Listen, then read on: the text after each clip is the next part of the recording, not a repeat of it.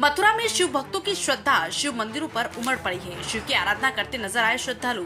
मथुरा में जिला मुख्यालय से लगभग 25 किलोमीटर की दूरी पर भगवान शिव का प्राचीन मंदिर है, जो चिंताहरण महादेव के नाम से विख्यात है। यहाँ पर दूर दराज से लोग पूजा आराधना करने और मन्नत मांगने के लिए आते हैं। ऐसी मान्यता है कि इस मंदिर में भगवान शिव के ऊपर एक लोटा जल चढ़ाने से 1108 शिवलिंग पर जल चढ़ाने के बराबर फल प्राप्त होता है।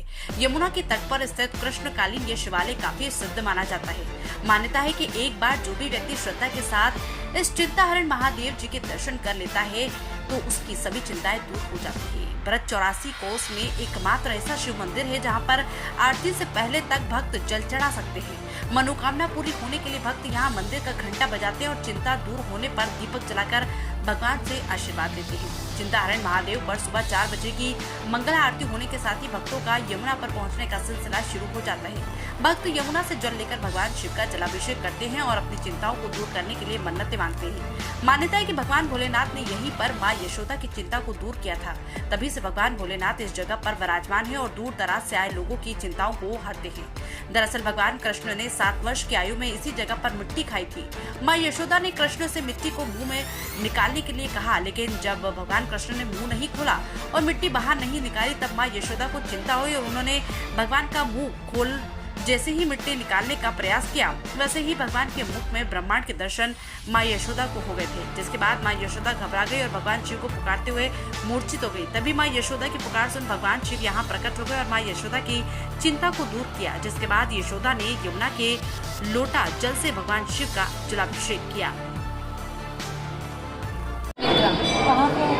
दिल्ली से आई हूँ। कितने सालों से आ रही हैं? मैं अभी फर्स्ट टाइम आई हूँ। कैसा लगा आपको यहाँ पर? मैं रमन रेती के लिए आई थी, लेकिन वहाँ से पता लगा कि यहाँ पर मंदिर है, तो अभी घूमने आई मुझे यहाँ बहुत अच्छा लगा। मुझे मेरे क्या नाम है सर आपका? कब से आ रही हैं आप यहाँ पर? पहली दफ़ा आ रही हूँ। अच्छा, कैसा लगा आपको?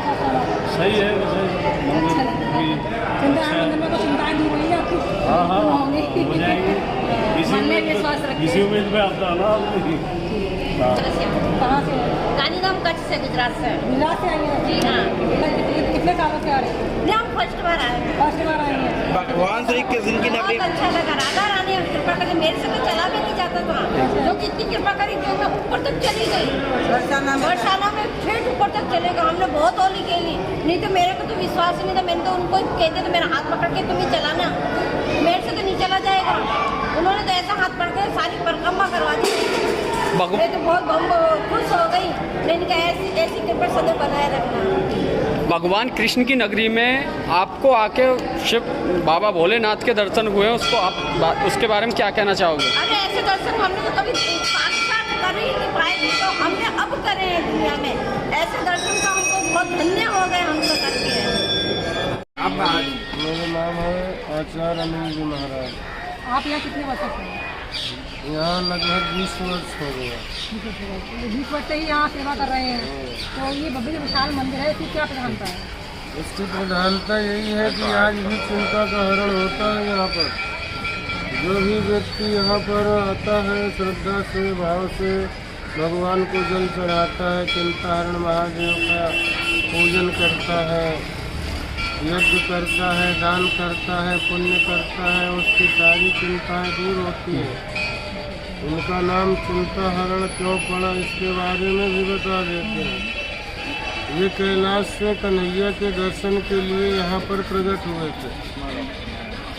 यहाँ से योगी के रूप में यशोदा के घर गए। यशोदा ने दर्शन नहीं कराया बाबा को, बाबा ने इधर आकर के तपस्या की।